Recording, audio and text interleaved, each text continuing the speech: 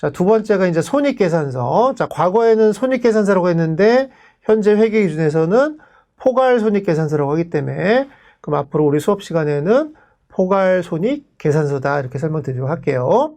자, 아까 재무상태표가 특정 시점이라면 포괄손익계산서는 특정 기간입니다. 기간. 보통 회계 기간은 1월 1일부터 12월 31일이 일반적이라고 했기 때문에 그럼 주로 1월 1일부터 12월 30일 그 1년 동안, 1년 기간 동안 기업의 재무성과 또는 경영성과를 나타내는 보고서다. 아까 재무상태라는 거는 특정 시점이지만 이 기간 동안의 어떤 성과를 우리는 재무성과다 또는 경영성과다라고 표현하시면 될 것 같아요. 자, 그럼 우리 재무상태표의 3요소가 자산, 부채, 자본이라면 포괄손익계산서의 3요소가 수익, 비용, 당기순손익이라고 합니다. 자, 그리고 계산 방식은 수익에서 비용을 차감을 하는 거예요. 자, 수익에서 비용을 차감한 잔액을 우리는 단기순손익이라고 하고요. 단기순손익이 플러스가 나올 수도 있고 마이너스가 나올 수도 있겠죠. 자, 단기순손익이 플러스가 나오면 단기순이익이라고 하고요. 자, 단기순이익이 마이너스가 나온다면 그때는 수익보다 비용이 크다는 소리잖아요. 그럼 그때는 단기순손실이라고 표현합니다. 그럼 아직은 이게 이익인지 손실인지를 모르니까 그 상태에서의 용어는 단기순손익이라는 표현을 한다는 걸 이해하시면 되고, 어쨌든 포괄손익계산서는 그 경영성과를 보고자 하는 건데 수익에서 비용을 차감한 단기순손익을 가지고 해당 기업의 재무성과 또는 경영성과를 알 수 있는 것이죠. 앞서 설명드린 예를 들면 삼성전자의 포괄손익계산서도 마찬가지로 실제로 다운로드를 받아서 여러분들이 보시면 굉장히 복잡합니다. 하지만 크게 보면 수익이 있는 것이고 비용이 있는 것이죠. 그럼 수익에서 비용을 뺀 단기순손익을 보고 그걸 보고 그럼 삼성전자의 올해 단기순손익은 주로 이익이 나올 테니까 단기순이익이라고 보일 겁니다. 그럼 그 단기순이익을 보고 그럼 여러분들이 정보 이용자라면 작년도하고도 비교해 볼 것이고요. 또 경쟁회사들 SK하이닉스라든가 또 국제적으로 보면 애플이라든가 이런 기업들과의 단기순이익하고 비교했을 때 과연 삼성전자의 어떤 경영성과, 재무성과가 작년도보다 좋았다, 안 좋았다. 또는 경쟁기업보다 좋았다, 안 좋았다라는 평가를 할 수가 있는 것이죠. 그게 바로 정보를 이용하는 지금 과정이라고 보시면 될 것 같습니다.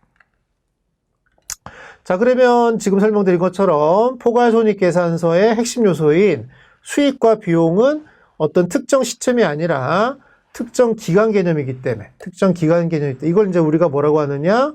플로우다. 기간 개념이다. 이렇게 보시면 되고요. 예를 들면 여러분들한테 연봉이 얼마냐고 물어보면 올해 1년 동안 벌은 그 월급 합친 거를 연봉이라고 하는 거지 그동안 배웠던 누적치를 얘기하지는 않잖아요. 그죠?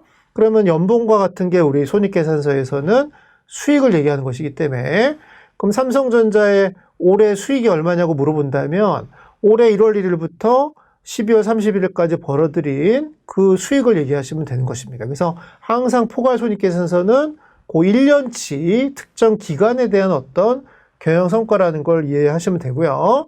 그럼 우리가 재무상태표에서 왼쪽과 오른쪽에 배열하듯이 포괄손익계산서도 왼쪽과 오른쪽에 배열하는 규칙이 있을 것인데요.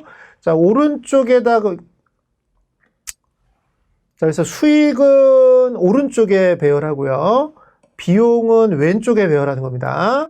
그래서 수익은 오른쪽에 배열하고 비용은 왼쪽에 배열한다는 거를 기억을 하시고 앞서 설명한 것처럼 자산은 왼쪽에 배열하고 부채랑 자본은 오른쪽에 배열했죠.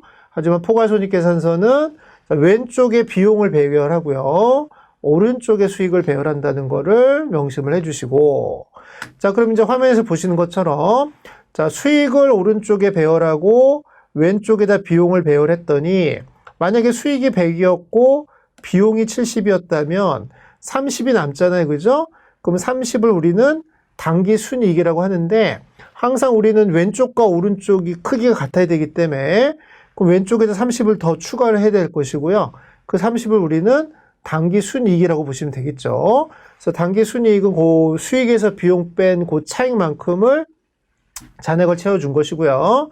자, 만약에 오른쪽에 수익을 100원을 기록을 했는데, 보고를 했는데, 자, 비용이 120이라면, 그러면 당기 순손익은 마이너스 20이 될 것이니까, 그럼 아까 설명한 것처럼 당기 순손익이 마이너스인 상태를 우리는 당기 순손실이라고 하고요. 그럼 이번에는 오른쪽에다가 당기 순손실을 표시하게 된다면, 이 포괄손익계산서가 완성이 되겠죠. 자, 이런 것들을 우리가 아까 설명드린 것처럼 계정식이라고 하는데요. 자, 우리가 포괄손익계산서는, 재무상태표는 계정식과 보고식 중에 주로 계정식을 많이 쓴다면, 반대로 포괄손익계산서는 지금 설명드린 계정식도 있지만 보고식도 있는데, 오히려 포괄손익계산서는 대부분의 재무제표는 보고식을 많이 사용합니다. 자, 그러다 보니까 지금 본 양식은 잘 안 보이게 될 것이고요. 자, 앞으로 이런 식으로, 자, 이런 식의 방식을 우리가 보고식이라고 한다면, 자, 포괄손익계산서는 일반적으로 보고식 양식을 많이 쓰고요. 재무상태표는 요 양식, 무슨 양식이에요? 계정식. 그래서 원래 재무제표는 보고식도 있고 계정식도 있습니다만, 관행적으로 재무상태표는 계정식을 많이 사용하고 포괄손익계산서는 보고식을 많이 사용한다더라. 이렇게 정리를 해 놓으시면 여러분들이 이해하실 때 훨씬 더 이제 그 이해력을 올릴 수가 있는 것이죠. 자, 그리고 실제로 여러분들이 원하는 기업의 재무제표를 다운로드 받아서 이렇게 살펴보시면 재무상태표는 99% 요 계정식으로 되어 있고요. 포괄손익계산서는 99% 보고식으로 되어 있다는 거를 이해를 해 주시기 바라겠습니다. 특히 아까 설명드린 것처럼, 자, 당기 순손익이 플러스인 걸 뭐라고 그래요? 당기 순이익이라고 하고요. 당기 순손익이 마이너스인 상태를 당기 순손실이라고 한다는 점은 꼭 기억을 해 주시고, 용어니까. 자, 그럼 우리가 이제 처음 왕초보 이제 오늘 두 번째 시간인데, 자, 오늘은 재무제표 중에서도 가장 중요한 재무제표가 이 두 개입니다. 재무상태표랑 포괄손익계산서인데, 자, 재무상태표는 재무상태를 나타내는 거잖아요. 그 재무상태가 바로 뭐냐? 자산, 부채, 자본이다. 자, 포괄손익계산서는 재무성과를 나타내는 거잖아요. 그럼 재무성과는 뭐냐? 수익, 비용, 당기 순손익이다. 근데 당기 순손익은 계산에 따라서 플러스가 나올 수도 있고요. 그럼 그거 우리는 당기 순이익이라고 한다. 근데 때로는 회사가 수익보다 비용이 더 많아서 장사가 잘 안 돼서 보면 그럴 수가 있겠죠. 그럼 당기 순손익이 마이너스가 나올 수도 있는데, 그걸 우리는 당기 순손실이라고 한다. 이제 적자라는 거죠. 당기 순이익은 흑자를 봤다는 소리고, 당기 순손실은 회사가 적자가 발생했다라고 표현한 거라고 보시면 되겠습니다. 당연히 적자난 기업의 그 경영성과 재무성과는 굉장히 안 좋다라고 여러분들이 평가를 하시는 게 맞을 것 같아요. 자, 오늘은 재무제표의 핵심적인 두 가지 재무제표인 재무상태표, 포괄손익계산서에 대한 큰 그 구성 요소를 살펴봤고요.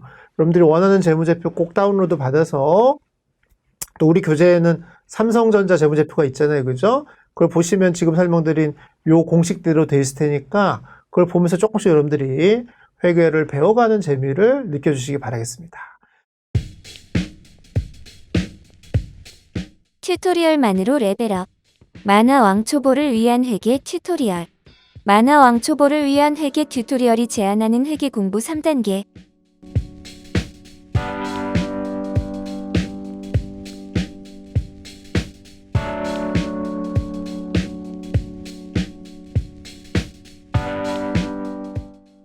주린이도 직장인도 모두 다 회계 튜토리얼로 레벨업.